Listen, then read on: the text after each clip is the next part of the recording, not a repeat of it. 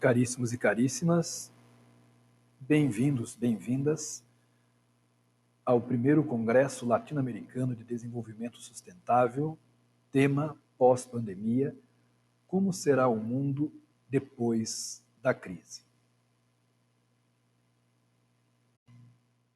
Eu sou Leonides Justiniano e vou conversar com vocês, dentro deste congresso, a respeito de um tema que é bastante interessante, pertinente e, sobretudo, provocador. Nós vamos conversar a respeito do papel humano e humanizador da educação e do educador. Qual a importância de nós tratarmos nesse assunto?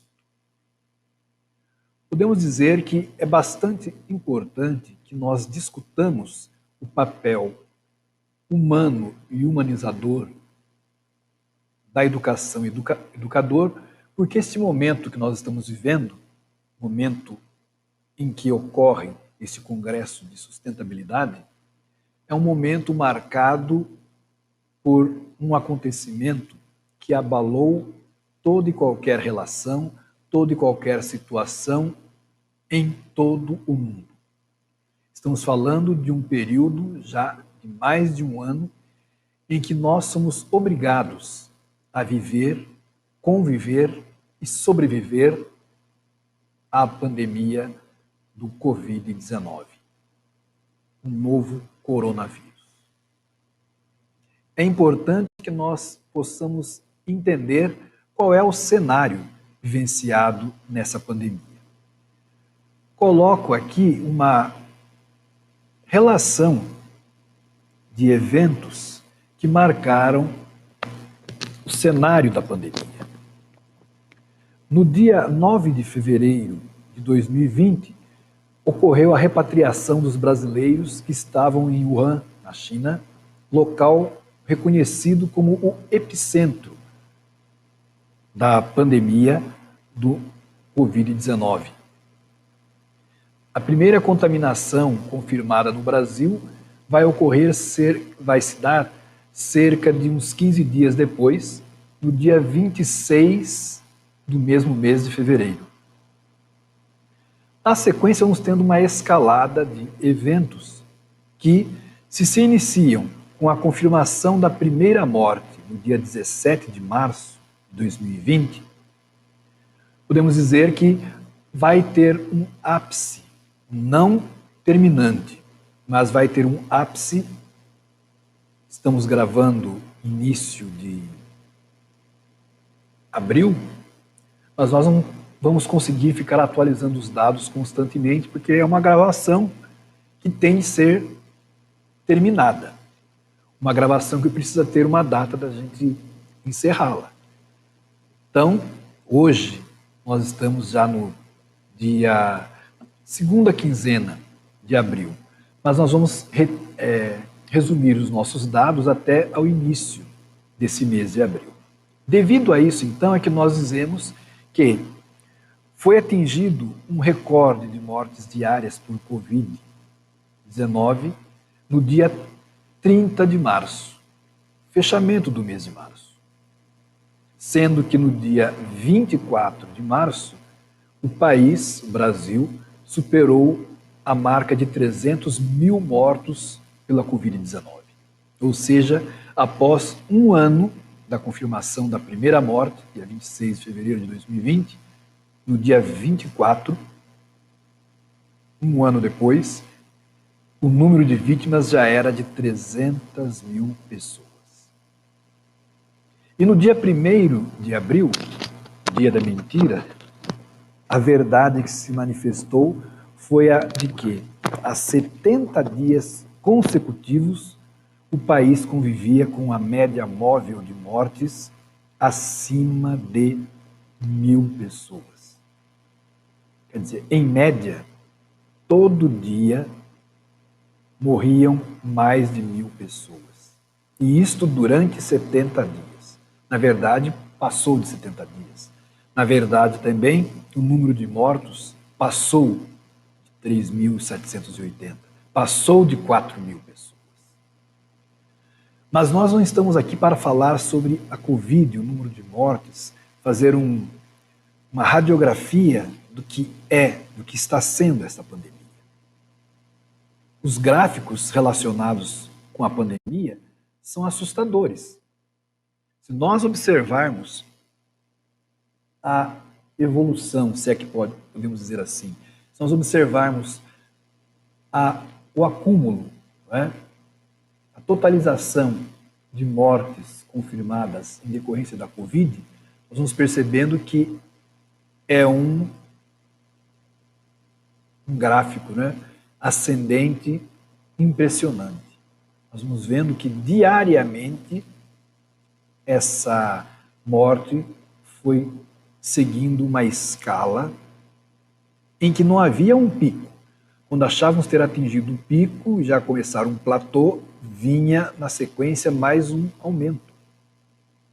De tal modo que alguns estudiosos, pesquisadores vão falar que é possível que até meados do mês de maio, daqui, por exemplo, a cerca de um mês, justamente o período do advento do nosso Congresso de Sustentabilidade, Desenvolvimento Sustentável, é possível que em maio nós já tenhamos, infelizmente, alcançado a marca de 500 mil de vítimas da Covid-19.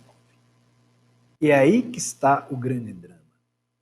E é aí que está o que incomoda.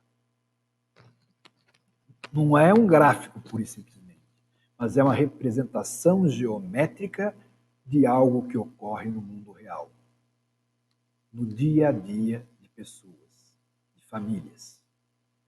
Vidas que vão sendo perdidas. Não é simplesmente morrer, porque todos vão morrer um dia. É o tipo de morte a qual as pessoas vão sendo submetidas. Esse cenário, ele tem reflexos em todos os âmbitos da nossa vida. E um dos setores que foi bastante abalado foi justamente o setor educacional. No estado de São Paulo, sobretudo, a partir do dia 19 de março, foram baixadas resoluções indicando suspensão das aulas, o que efetivamente começa a ser feito a partir do dia 26 de março, aproximadamente. Então, as salas de aula se tornaram locais vazios, com as aulas suspensas e formas de compensação dessas aulas sendo buscadas. Aulas remotas, aulas totalmente em EAD, gravadas e disponibilizadas aos estudantes, xerocópia, elaboração de apostilas para que os estudantes continuassem tendo acesso aos conteúdos das disciplinas. Muitas e muitas alternativas foram pensadas. O que nós encontramos, então, é que a pandemia ela incidiu diretamente sobre a frequência escolar e, por extensão, incidiu sobre a qualidade da educação. A pandemia, então, nós vamos perceber que levou ao afastamento dos estudantes das salas de aula. A frequência à escola em 2020, portanto, em relação ao mundo, era que 64,5% dos estudantes do mundo não frequentavam a escola, não frequentaram a escola. No Brasil, essa ausência é ainda um pouco maior. Foram 81, quase 82% aqueles que não frequentaram a escola em 2020 em decorrência da pandemia. Surgem ou são colocados, então, diversos questionamentos em relação ao processo educacional como um todo e às escolas de forma particular. O que se questionava era justamente isso. Qual o risco? Qual a extensão do risco de as escolas proporcionarem aulas presenciais?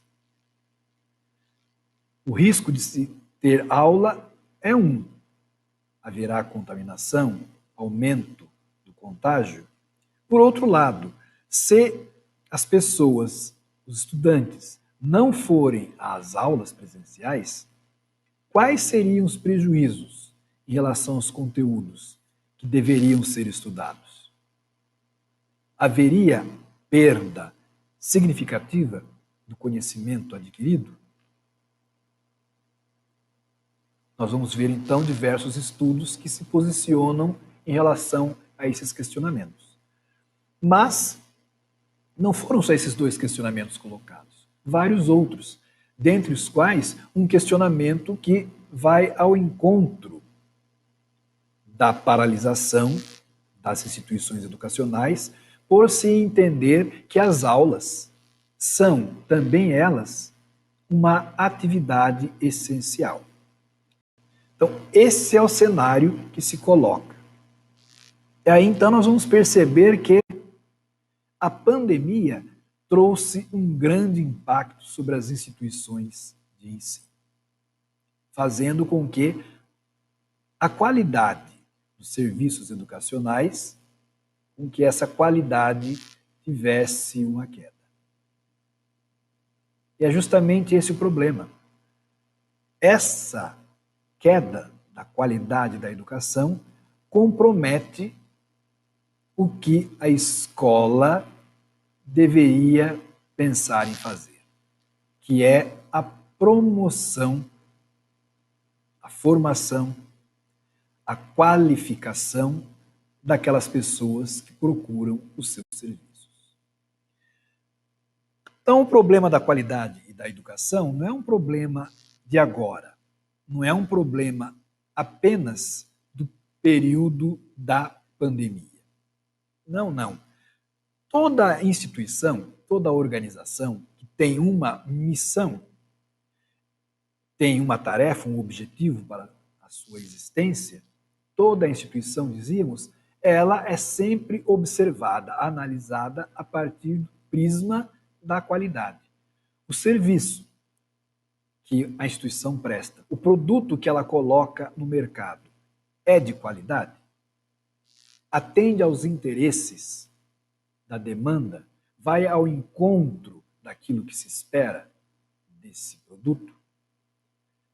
Então, os educadores, enquanto agentes de uma instituição, eles também assumem a responsabilidade de capacitar adequadamente os que estão sob sua responsabilidade. Por quê? O produto de uma instituição de ensino é o ensino de qualidade. E o ensino de qualidade entendido como um ensino que prepara as pessoas para diversos objetivos. Tornar-se pessoa, cidadã, ter, portanto, uma qualidade na sua vida social, preparar, capacitar a pessoa para o exercício de uma profissão. Portanto, uma qualidade profissional. Essas qualidades são requisitadas da educação. E quem atua para a produção desses resultados são os educadores. Mas eles, então, vão ter de enfrentar alguns desafios, alguns dilemas. Um diz respeito ao seguinte: os educadores, as instituições de ensino devem preparar as novas gerações para o mundo que está aí ou preparar para um mundo desejável? E se é preparar para um mundo desejável, quem é que determina que mundo é ou será esse? Para nós pensarmos o que é a qualidade na educação, nós devemos recorrer àquilo que a própria legislação educacional vai afirmar. Na Lei de Diretrizes e Bases, a LDB, Lei 569394/96, nós vamos encontrar no artigo 3º a seguinte determinação: o ensino será ministrado com base nos seguintes princípios. Dentre os princípios, a garantia de padrão de qualidade. No artigo 4º é explicitada essa qualidade. É indicado o que se entende por esse padrão de qualidade. Diz o artigo 4º, o dever do Estado com a educação escolar pública será efetivado mediante a garantia de padrões mínimos de qualidade de ensino.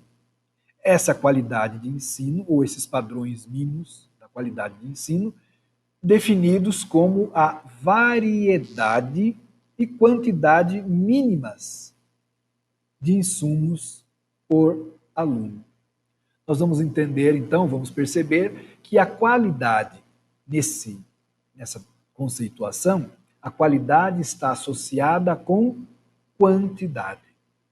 Quantidade de insumos por aluno. Esses insumos podem ser os materiais didáticos, os recursos didático-pedagógicos, as equipes que vão atuar junto a esses estudantes e assim por diante. Então, nós vamos perceber que a qualidade ela está associada com a quantidade de insumos. Os próprios indicadores da qualidade na educação básica reconhecem, no entanto, que as definições de qualidade dependem de muitos fatores. Momento histórico.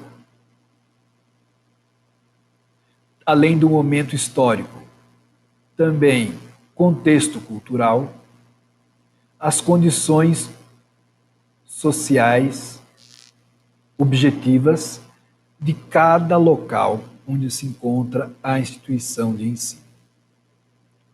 Nesse sentido, os indicadores da qualidade, eles entendem, que é importante que se reflita a respeito dessa educação e que as escolas encontrem uma forma de analisar, avaliar o seu trabalho, aperfeiçoando o seu trabalho, enquanto instituição que tem uma... Porém, em relação à pandemia, nós vamos perceber que existem alguns desafios colocados para a educação. Vamos entender, sim, que os insumos são necessários. Ninguém questiona isso. Nós vamos entender que as novas tecnologias digitais da informação e comunicação mostram-se válidas durante a pandemia. Também ninguém questiona isso. Nem a necessidade das tecnologias, nem a quantidade de insumos. Porém, o que é importante é que a pandemia também revelou outros elementos impactantes. A Unesco fez diversos levantamentos desde o início da pandemia a respeito das consequências da pandemia em cima do processo educacional das instituições de ensino. Nós elaboramos, então, um quadro a partir do que a Unesco apontou em seu relatório, e nós conseguimos identificar ali 5 grupos, que seriam impactados pelo fechamento das escolas. E quais seriam, para esses diversos grupos, os impactos que eles teriam sofrem durante a pandemia. Os grupos seriam, que nós já falamos antes, os estudantes, os docentes, a própria instituição escolar, as famílias, sejam dos docentes, sejam dos estudantes, e os profissionais de saúde. Nós identificamos 5 impactos em relação aos estudantes. É o grupo mais impactado, com maiores diversidades de impacto, desde a aprendizagem interrompida, a mais visível, até a questão da maior exposição à violência e à exploração. Talvez uma faceta menos visível. As crianças, os estudantes, eles ficam em casa e nas suas casas muitas vezes são mais submetidos à violência. Podem ser explorados, não apenas na questão do trabalho, mas até mesmo exploração de caráter sexual, assim por diante. Abusos, estupro, as crianças em seus lares, né? Ou em ambientes não tão, pensamos assim, protegidos ou vigiados, né? Como são as escolas. Então, esses seriam alguns dos impactos. Né? Também a questão do isolamento social, que se discute muito, sobretudo com as suas consequências, dentre as quais depressão e, infelizmente, os casos de suicídio. Também os docentes, temos aí a confusão e o estresse para os professores, o desafio também de como avaliar a aprendizagem. Lógico que esse desafio, ele vai, nós pontuaremos adiante, esse desafio vai forçar com que os professores, né, os docentes, questionem a própria forma de avaliação, os propósitos da avaliação, além de se questionar a própria dinâmica da transmissão, do auxílio à construção do conhecimento. As escolas, também o desafio, como nós falamos, da criação, manutenção e melhoria do ensino. As escolas recebendo pressão para permanecerem abertas. E aí tem os dois lados. Os pais, muitos pais, pais e mães trabalham porque tem nas escolas aliados.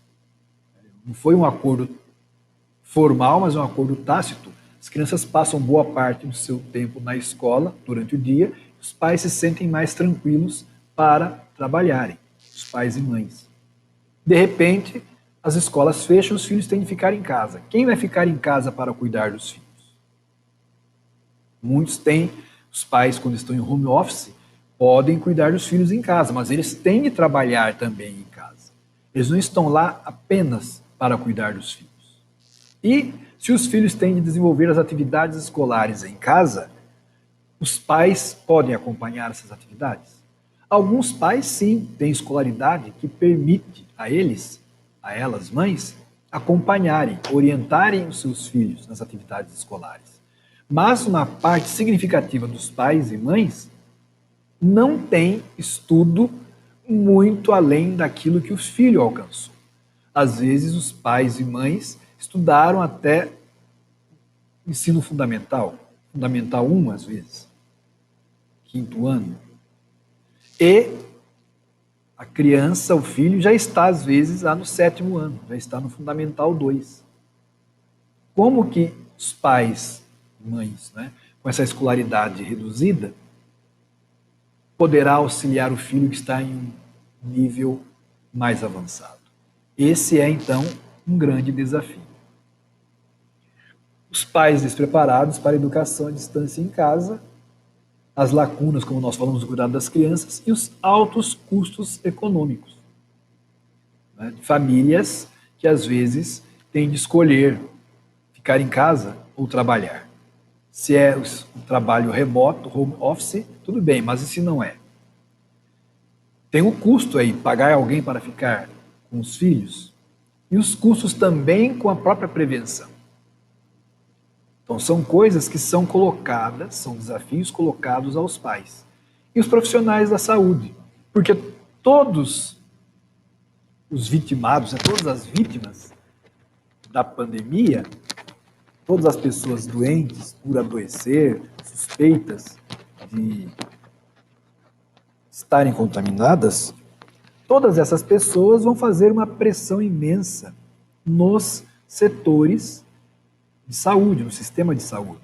E, claro, sobre os profissionais da saúde. A gente viu casos de profissionais que eram agredidos, quando os profissionais passaram a reivindicar maiores restrições, maiores cuidados das pessoas. E as pessoas, muitas vezes não entendendo ou acossadas pela necessidade, consideravam que os profissionais de saúde estavam indo além, quer dizer, você está exigindo que a gente fique em casa, que seja feito um lockdown, mas os profissionais de saúde falam, nós não temos mais condições de atender as pessoas. Nós estamos trabalhando em um ritmo alucinante. Nós quase não descansamos mais. Vemos o sofrimento das pessoas e muitas vezes não temos como debelar esse sofrimento. Não temos mais como atender as pessoas que estão sendo atendidas, digamos assim, ou até mesmo feito uma triagem, né? Estão sendo triadas, feita triagem nos corredores, porque não temos mais leitos disponíveis. Pessoas tendo de aguardar vaga dos leitos de UTI ou enfermaria. Leitos que só serão liberados quando a pessoa receber alta, quando a pessoa doente falecer. E a gente sabe de relatos de muitos profissionais da saúde que falavam que eles, para se dirigirem à casa, tiravam a roupa quando possível para que não fossem reconhecidos como profissionais de saúde, porque aqueles que não entendiam o esforço dos profissionais de saúde poderiam agredi-los, verbal ou até mesmo fisicamente. Então, um quadro bastante grave que ocorreu com o fechamento das escolas. As conclusões do cenário é esta, tirada dos três autores citados, né? Grandisoli, Jacob e Marchini. Eles vão falar que colocou-se a premência da revisão do atual modelo de educação mediada por tecnologia. É necessária uma educação que garanta aprendizagem significativa. E mais, né, a necessidade de uma avaliação assertiva de tudo o que aconteceu. Alguns desses autores, nós podemos até verificar uma citação deles mais adiante, vão falar o seguinte: o grande problema é que essa mudança foi muito rápida.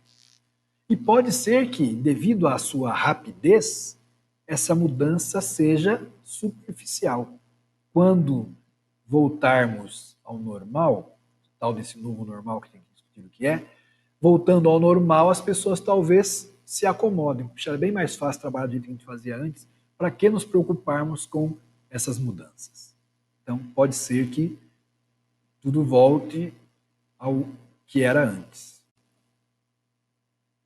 Conclusões do cenário 2. O que se evidenciou? Não a questão apenas da busca por novos formatos tecnológicos, mas aquilo que nós já apontamos, a formação dos professores. É essencial se buscar a formação diferenciada dos professores e das equipes, né, que trabalham nas instituições de ensino. Essa formação deve preparar esses profissionais para os novos modelos híbridos de ensino, além de novas políticas públicas, subsídios, profissionais capacitados. E, claro, a garantia de acesso igualitário aos estudantes a todo esse cenário. Então, isso é importante, porque nós vamos discutir logo a seguir a questão da qualidade na educação. Qual a qualidade necessária na nossa educação? Guardem esse questionamento que nós voltaremos a ele em seguida. E a terceira conclusão do cenário. Ninguém discute o papel da tecnologia no desempenho escolar. Tá? Isso aí ninguém discute. Ela tem sido uma grande aliada, né, da educação. Porém, aqui vem um destaque que eu acho interessante nós colocarmos. Né? Acesso a insumos, que nós vimos lá atrás, que a LDB falava, né, no seu artigo 3º e 4º, que a qualidade da educação estava correlacionada à quantidade de insumos por aluno. Então, acesso a insumos não é garantia de aprendizado, assim como nós vimos também que mais tempo na escola não é garantia de aprendizado. Experimentos mostram justamente que a distribuição de computadores a alunos não está associada a maior aprendizagem. Aquela história, um computador por aluno. Não é? Aí nós vamos revolucionar a educação. Não é bem isso que tem mostrado os estudos recentes, não tão recentes assim. Na verdade, quando a gente fala de educação qualidade na educação na pandemia, que eu gostaria que vocês observassem, e eu também já escrevi, já me pronunciei a respeito disso, é o que eu vou mostrar adiante, falando sobre qualidade na educação, uma discussão que eu não fiz agora, mas eu comecei há mais de 15 anos. Vocês podem observar, quando são citados aqui, literatura aponta resultados diversos no uso do hardware. Vejam, são estudos de 2007, estudos de 2009, citados, né? 2017, 2013, 2015. Então vejam, já se discutia isso antes da pandemia. Então o que eu gosto de destacar sempre, mesmo quando eu falo sobre metodologias ativas, é falar o seguinte: qual das metodologias ativas é de 2020 para cá? É de 2015? Não, elas são da década de 90. Algumas estão fundadas em elementos teóricos da década de 30. Temos de rever a avaliação. Eu sei de uma coisa bacana. Ouvi falar que tem uma tal de taxonomia de Bloom. Taxonomia de Bloom já tem quantos anos? Vai fazer 80 anos, né? Publicação, republicação na década de 60, as discussões a respeito das fundamentações dessa taxonomia remontando à década de 30. Então vejam bem, são coisas que estão muito lá atrás. Eu falo às vezes da WebQuest pensada nas décadas de 80, né? Um pouco menos, um pouco mais. Então, e a gente fala hoje, né? É o ensino híbrido, a sala de aula invertida, década de 90, 2000, né?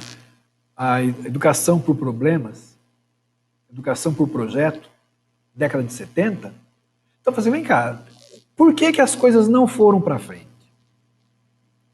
Essa que é a pergunta.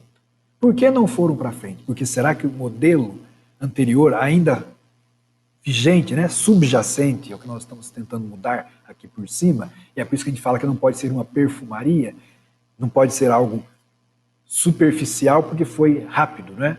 As mudanças mais profundas, elas são mais lentas. Mas nós já estamos há 1 ano para fazer as mudanças, então nós temos tempo para repensar, sim, a nossa educação e o modelo de educação. Isso é o que nós devemos levar em conta.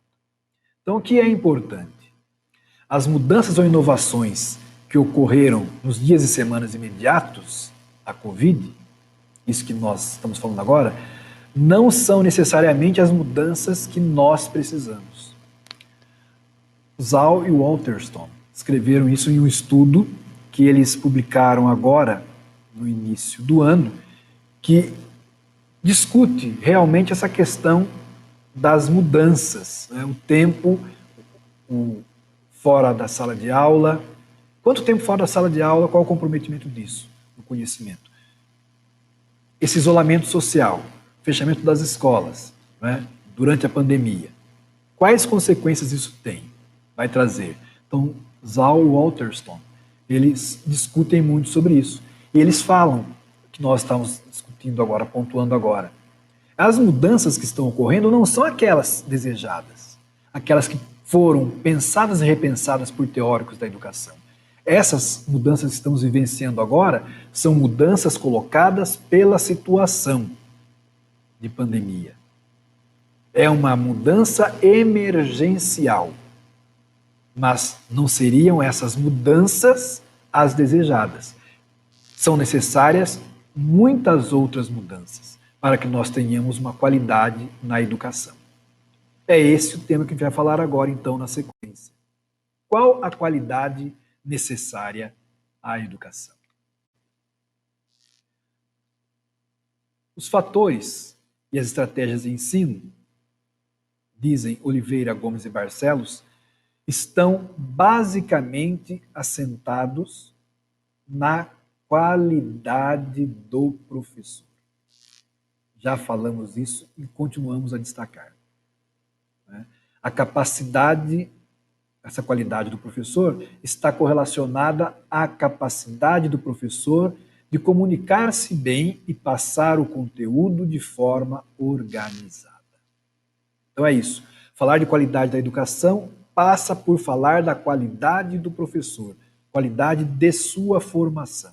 E aí, claro, formação também na tecnologia, mas a sua formação enquanto profissional responsável por comunicar-se bem e auxiliar na transmissão organizada do conteúdo sobre o qual ele é responsável. Eu tenho uma passagem aqui de Adorno, Theodor Adorno, que eu gosto bastante. Ele diz o seguinte, para uma liberdade de ler. A exigência que Auschwitz não se repita é a primeira de todas para a educação. Qualquer debate acerca de métodos educacionais, quaisquer que sejam esses debates, carecem, esses debates, de significado e importância frente a essa meta, que Auschwitz não se repita. Ela foi a barbárie contra a qual se dirige toda a educação. Fala-se da ameaça de uma regressão à barbárie, mas não. Não se trata de uma ameaça, não se trata mais, pois Auschwitz foi a regressão. A barbárie continuará existindo enquanto persistir no que tem de fundamental as condições que geram esta regressão. É isto que apavora. Apesar da não visibilidade atual dos infortúnios, a pressão social continua se impondo. E essa pressão impele as pessoas em direção ao que é indescritível e que, nos termos da história mundial, culminaria em Auschwitz. Por que é importante relacionarmos educação e tecnologia? Eu destaco sempre isso. A tarefa do educador. Nós, enquanto educadores, não temos a tarefa de apenas transmitir conhecimentos ou noções, por mais complexas ou mais simples, por mais necessárias ou não a formação de um profissional. A tarefa do educador é mostrar para as pessoas que existem, sim, valores. Não é? E é o que eu coloco aqui nesse trecho. O educador tem como tarefa zelar para que seu educar não seja imbuído de valores e práticas que despersonalizem ou coisifiquem os educandos. Sim, a tarefa educacional tem dois vetores, duas pernas sobre as quais se assenta. Nós vamos falar que temos de um lado o conhecimento, a informação, e de outro lado nós temos a formação. Qual o futuro da educação pós-pandemia? Nós vamos falar aquilo que nós supomos possa ocorrer, aquilo que nós gostaríamos, aquilo que nós achamos que é necessário que aconteça no pós-pandemia. Mas nós não temos certeza de que é isso que vai acontecer no pós-pandemia. Então, nós não temos esses estudos.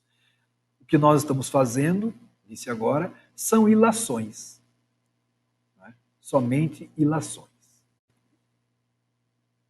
As únicas certezas que nós temos é a respeito das incertezas que ainda estão por aí. Zhao e Waterston, que nós já citamos, eles então dizem isso.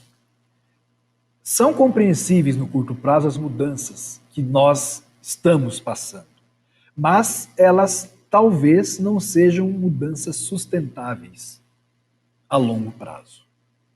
Não é? Quer dizer, nós temos uma situação agora, mas não sabemos como será depois. O que é que nós devemos aproveitar de factível nessa pandemia? É o fato de que a pandemia colocou condições, criou condições para nós questionarmos o modelo educacional que está aí. Nós podemos hoje questionar tudo. O papel das instituições de ensino, o papel das tecnologias e as suas funções dentro das instituições de ensino, o papel dos educadores e educadoras, o papel dos estudantes e das estudantes, o papel das famílias em relação ao apoio às instituições de ensino, aos estudantes, aos professores e professoras, o papel da sociedade como um todo, o papel do governo, aí dentro das instituições de ensino, no processo de ensino-aprendizagem, questionamento a respeito das metodologias, da didática, das teorias pedagógicas, também o papel das avaliações. Esse vírus permitiu às pessoas desvelarem-se, tirarem as máscaras, mostrarem o que tem de melhor e de pior. E aí fica a pergunta, qual vai ser o saldo quando a pandemia passar? Qual será o novo normal? Então, o que nós vamos discutir aqui, indo para a conclusão? Que a pandemia ela impôs esses desafios. Mas o que nós temos de nos questionar é justamente isso. Como utilizar essas tecnologias, como nós vimos, em um país tão desigual quando o assunto é acesso à internet e conexão de qualidade? Não é assim. Muitas vezes a gente está dando aula no ensino superior e a pessoa fala: professor, hoje eu não vou poder entrar porque a internet da minha casa está caindo. Eu estou falando aqui do meu trabalho, então estou avisando que hoje à noite eu não vou entrar na sala de aula, tá? Tudo bem. Às vezes a gente está dando aula, a pessoa cai uma. Daqui a pouco você está conversando, ela volta, cai a segunda vez. Ela fala assim: professor, se eu cair mais uma vez é porque a minha internet está oscilando, viu? A pessoa vai avisando. A gente entende. Os estudantes, as estudantes não estão com o equipamento, os recursos que elas gostariam de ter. Então, são essas perguntas que nós temos de nos colocar. Como utilizar essas tecnologias em um país com essas desigualdades? Estamos nos preparando para quê?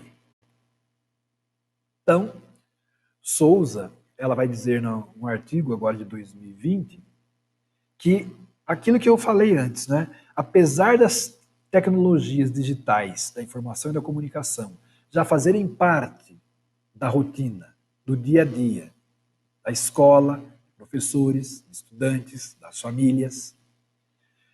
O que aconteceu durante a pandemia, o uso dessas tecnologias era um uso sobre o qual, tecnicamente, as pessoas já estavam acostumadas a realizar. Mas a finalidade se diferenciou. Então, o que aconteceu?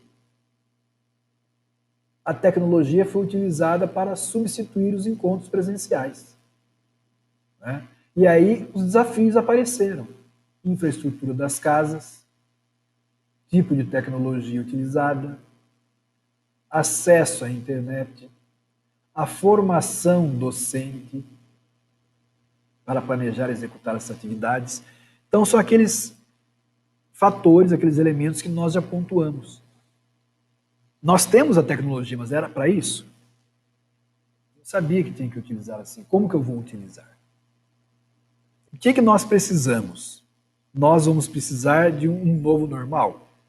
Esse novo normal é uma nova qualidade na educação. O que nós precisamos, então, é a qualidade humana, a revalorização dos sujeitos envolvidos no processo educativo. E então retomo de novo Oliveira, Gomes e Barcelos. Se no ensino presencial o papel do professor é fundamental, no ensino remoto, mais ainda. E seria muito mais importante com a familiaridade existente entre as tecnologias e técnicas do ensino à distância. O novo normal, então, vai nos levar para isso. Mudanças que não são novas. Temos de resgatar essas mudanças, que não são novas, mas que não ganharam força, né, no cenário anterior. Então, será essa mudança, essa qualidade humana que vai nos impulsionar para a aferição da qualidade da educação. Demo, então, Pedro Demer havia pontuado qual é essa nova qualidade. Ele fala de uma qualidade cuja essência é a competência humana, com dois desafios, o construtivo e o participativo. O construtivo é esse da autogestão, não é? Papel do sujeito histórico, e o participativo é a questão do bem comum, que nós falamos, a solidariedade, não é? A partilha ou compartilhamento de responsabilidades, a cumplicidade. Então, nós podemos falar que existem vários referenciais de qualidade. Eu vou rapidamente aqui falar que o referencial de qualidade que a gente argumenta hoje é muito mais amplo do que a gente imagina. É a necessidade de novas redes de solidariedade que vão além do conhecimento e da competência no uso das novas tecnologias. E o que é importante, são elementos que nós já ouvimos há tempos, como aquilo que foi colocado no Manifesto dos Pioneiros da Educação Nova. Então, o novo normal, a qualidade exigida para o período pós-pandemia, esse novo normal não é tão normal assim. Porque o Manifesto dos Pioneiros, vocês sabem, é lá da década de 30. Né? Estamos aí com quase 100 anos. E esse novo normal, ele pontua justamente que a educação ela vai variar de acordo com a concepção de vida. Diz lá o manifesto, né? É evidente que as diferentes estruturas, camadas, grupos de uma sociedade terão perspectivas diferentes, né? Terão pontos de vista diferentes, terão opiniões diferentes sobre a concepção do mundo. Mas é necessário considerar que o ponto de vista, né, que nós vamos adotar, ele tem como mote, como alvo, uma qualidade socialmente útil. Apesar da diversidade de concepções de mundo, de perspectivas, de opiniões, né, nós devemos entender que a qualidade vai se sobrepor a toda essa diversidade, é uma qualidade socialmente útil. E aí, conclui o manifesto, a educação nova se propõe, ao fim, servir não aos interesses de classes, mas aos interesses singulares de cada um, e se funda sobre o princípio da vinculação da escola com o meio social. E essa concepção de educação tem o seu ideal condicionado pela vida social atual. Uma vida social atual, porém profundamente humano, esse ideal, né? Profundamente humano. O ideal de solidariedade, de serviço amplo à sociedade e cooperação. Então, a nova qualidade da educação que nós indicamos é isto, uma qualidade vinculada não necessariamente às tecnologias, mesmo entendendo que elas são necessárias por vezes. Não é? A qualidade necessária, nós entendemos, né, a educação, ela está vinculada a uma prática fundada em valores humanos, ou seja, caracterizada pela qualidade humana, valorizando e destacando o papel humano e humanizador da educação e dos sujeitos nela.